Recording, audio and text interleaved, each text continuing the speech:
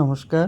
আমি আজকে মুরগির গিলা মাথা এবং পা রান্না করব। তো এই দেখুন সব কিছু আমি নিয়ে নিয়েছি।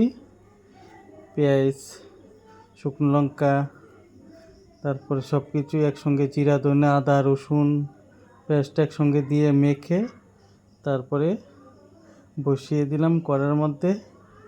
দেখুন কত সুন্দর কালারটা এসছে, দেখতেও খুব টেস্টি হয়েছে, খাওয়ার দারুণ এবং সুস্বাদু, খুব ভালো একটা সেন্ট বেরিয়েছে।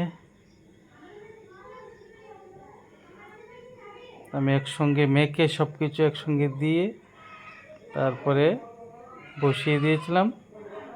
তেল, তেজপাতা, তারপরে জিরে, এই তো গরম মশলা দিয়ে দিলাম। আমার হয়ে গেছে গিলা মাথা, অপূর্ব টেস্ট হয়েছে, দারুণ।